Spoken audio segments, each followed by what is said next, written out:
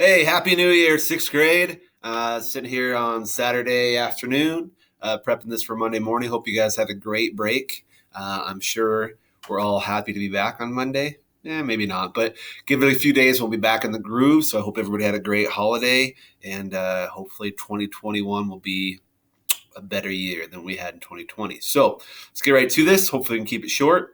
Um, We've been highlighting our core behavioral values before the new year, if you remember right. And the S stands for showing respect, okay, showing kindness to people. And I think that everybody is deserving of that, okay.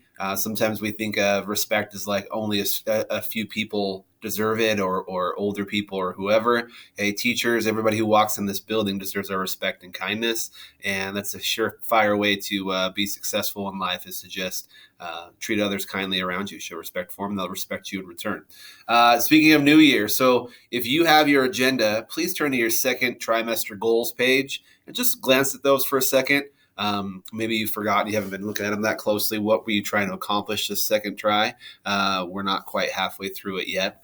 But just use momentum of the new year. Some of the goal setting stuff I've read from Stephen Covey talks about anything you can use as momentum to get things going. Okay, and a new year is a great time to set resolutions and try to do better in terms of what you're trying to achieve as a person. So look at those goals. How are you doing?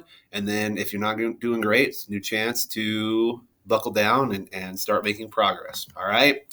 I wanted to congratulate some of our students of the week from the week previous to our break, December 14th or so. So our ELA student of the week was Peyton Anderson. Congrats, Peyton. Math student of the week, Biani Hernandez. Science, Elizabeth Medel Tapia. Social studies, Esperanza Alvarez. And in crafts, being a good artist, Yahir Para. So good job, guys. And in this new year, can't wait to see who's getting recognized for their wonderful efforts in the classroom. Good job.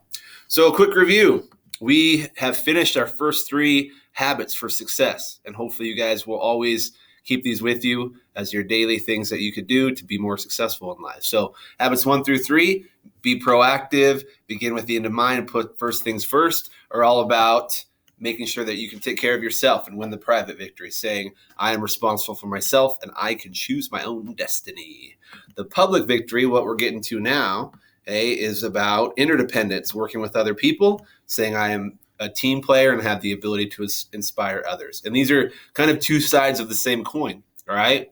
You need to definitely take care of yourself in those first 3 habits, but you also need to work with others in life, okay? So we dipped our toe in this stuff before Christmas break. We learned that you do have to work with others in life, and that you actually need to as a human being. That's a basic need that we have. You can't just go it alone all the time. And we learned that through strong relationship bank accounts. I think these are some of the ways that you can strengthen your relationship bank account.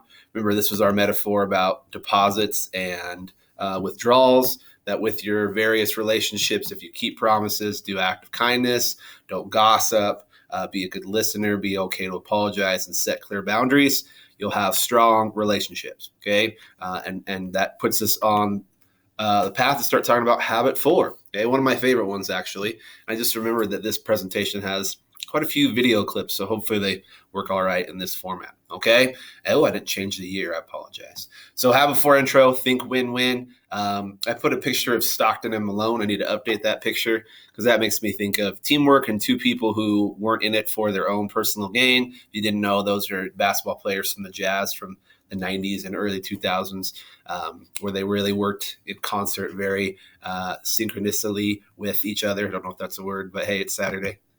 So habit 4, thinking win-win, is recognizing that life can be like an all-you-can-eat buffet. It's not I got to get my food and make sure everybody else starves. It's basically like there's enough for everybody if you have the right mindset. That's the foundation for getting along well with others. It begins with the belief that we are all equal. Well, that's a good belief, okay? That's one problem when people have other mindsets that aren't thinking win-win, is they think that people are beneath them for whatever reason. And it's not true. That no one is inferior or superior to anyone else. We all have different strengths, certainly, okay? And no one really needs to be. That we don't have to succeed, you don't need to push other people down, okay? That you can think win-win, and we can both be successful. So when we talk about paradigms, right, they're like a pair of glasses. That was one of the first things we learned in pod this year. Hopefully we did. your paradigm of how you see the people around you and how you want to interact with them will determine your communication style.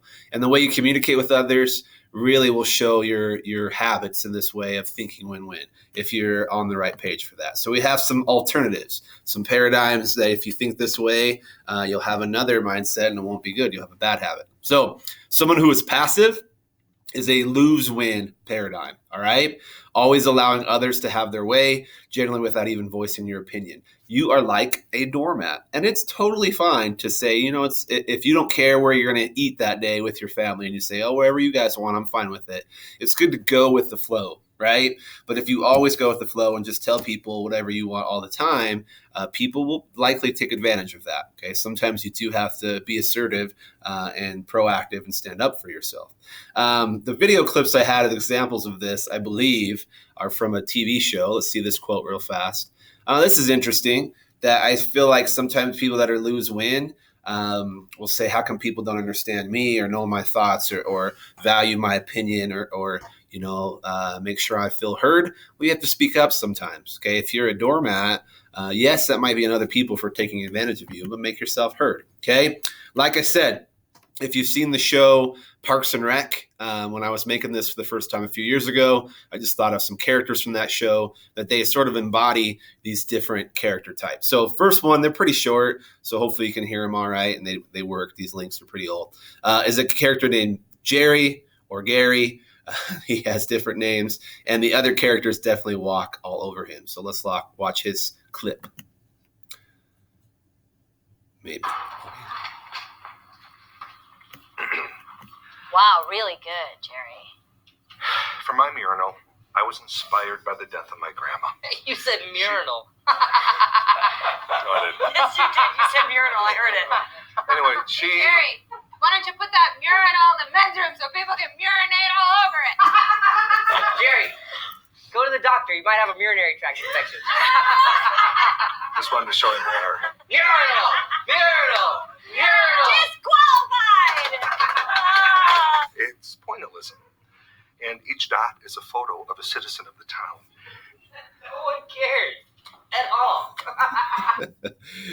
If you know that show, which very few of you probably do, what's funny about that is they're making a new mural, not mural, for their office, and he actually has the best option. But because people are so used to walking all over him and he doesn't stand up for himself, they miss out on that. So don't be like Jerry, even though they are funny sometimes when they pick on him. We don't want to be lose-win or passive, okay? We also don't want to be overly aggressive.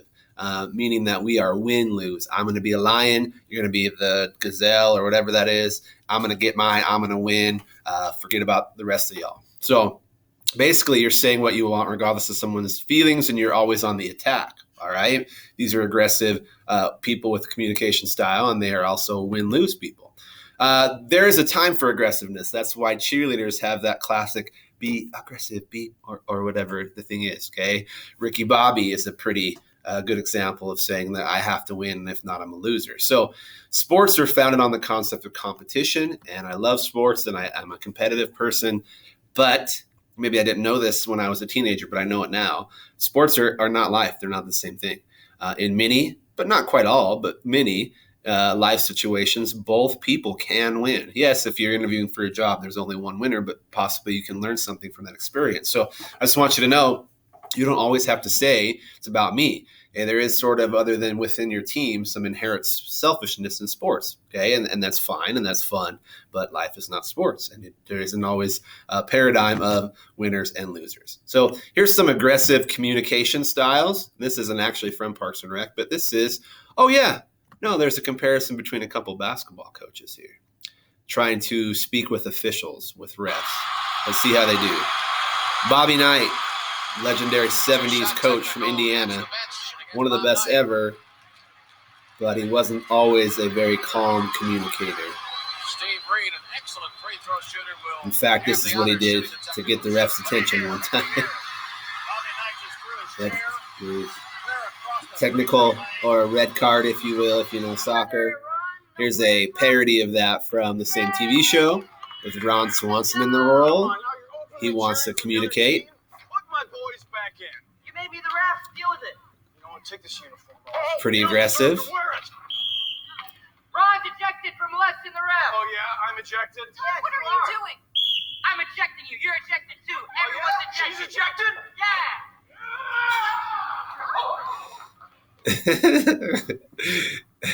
I kind of love how he just runs afterwards. Okay.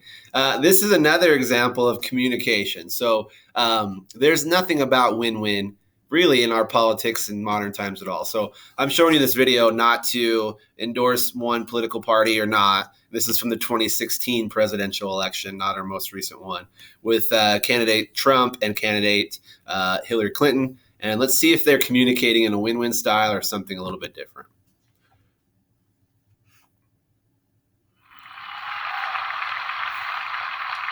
She wants open borders. Now we can talk about Putin. I don't know Putin.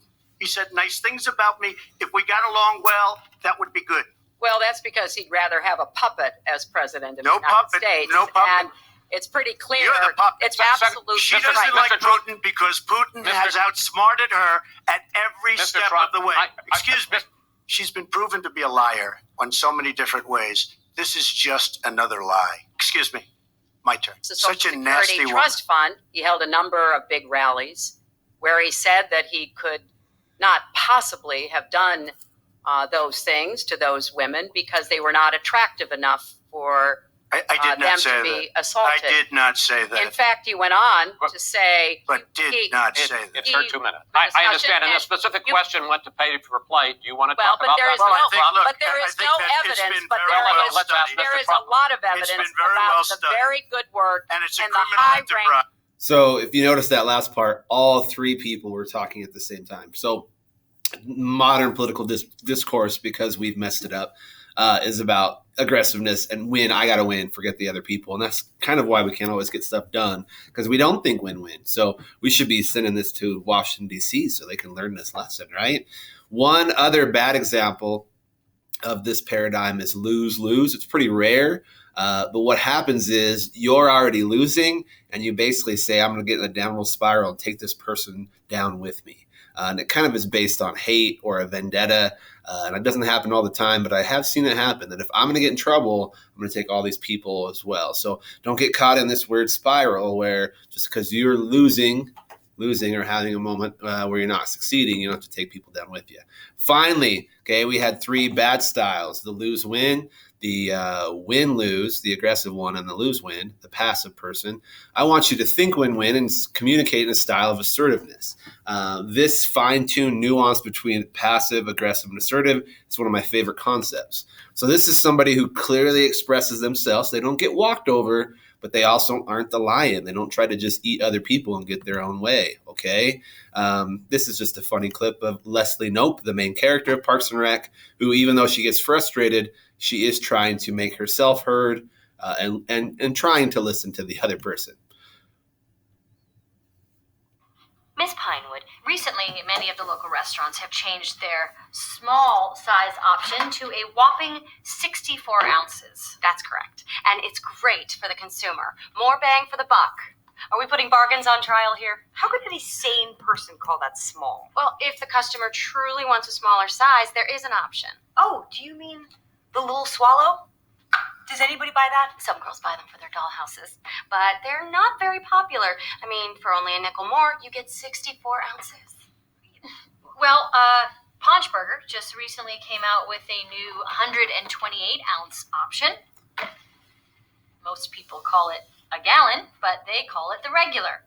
Then there is a horrifying 512-ounce version that they call child size. How is this a child-size soda? Well, it's roughly the size of a 2-year-old child if the child were liquefied. It's a real bargain at $1.59.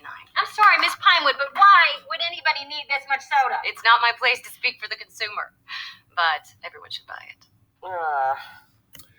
So Leslie does get a little frustrated, but she was trying to hear the views of this person and talk about her own stuff. So here's where we want to live. And this is when you communicate assertively, you really will get into that win-win mindset that we can all, and we'll talk about this in later pods. So what you want is what the aggressive person is focused on. And that's good. Like I said, you shouldn't be walked over because the passive person just focuses on what others want. When you have that crossover, when you listen and make yourself heard, that's when we start really having teamwork. Okay, when everybody takes the shot, when you share the ball, when everybody gets to solo in the band at some point. Okay, that's the assertive win-win attitude you need to succeed with others. Last quote, then we're done for today.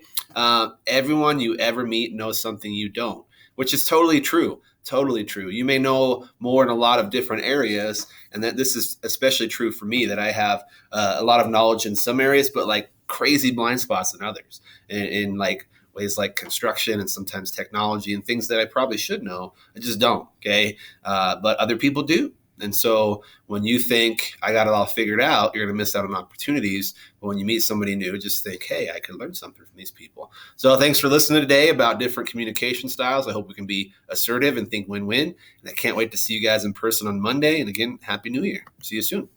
I should start shutting this off before I say bye. You guys get anything good for Christmas? I guess you can't really tell me. Oh, I'm ready. All right. Bye, guys. See you Monday.